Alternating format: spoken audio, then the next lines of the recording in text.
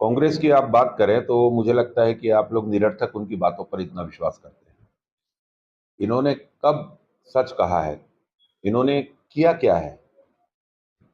भाई, बस्तर में मोदी जी पिछली बार भी आए थे। पिछली बार ही उन्होंने कहा है कि नगर-नार को लेकर किसी भी प्रकार से किसी के मन में कोई बात नहीं आनी चाहिए।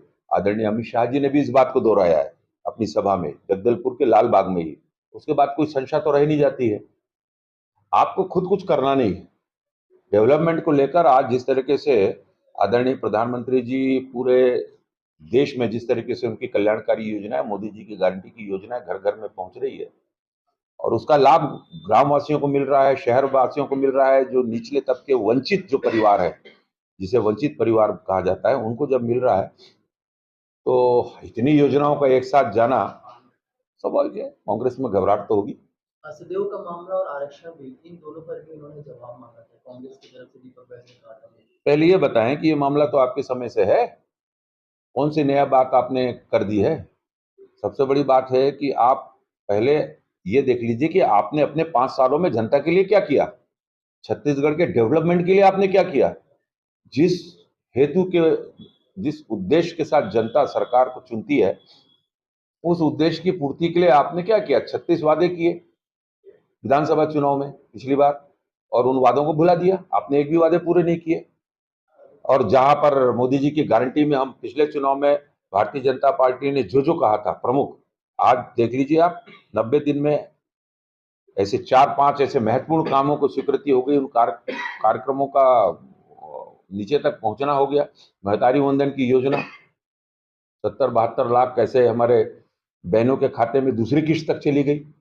जो बोला था वो किया। भारतीय जनता पार्टी जो कहती है वो करती है, इस बात को सिद्ध किया है। 3100 में धान खरीदने का जो हमारा अंतर की राशि है, एक मुश्त देंगे, वो हुआ आदरणीय मुख्यमंत्री विष्णुदेव साय जी ने। ये सब मोदी जी की गारंटी की योजना है। और इसी तरीके से प्रति एकड़ 21 क्विंटल धान खरीदने का वो काम पूरा किया। 2 वर्ष का बकाया बोनस की राशि देने का काम किया। तेंदुपत्ता संग्राहकों को इन लोग तो 2 से 3 दिन में बंद कर देते थे, इसका जवाब दे।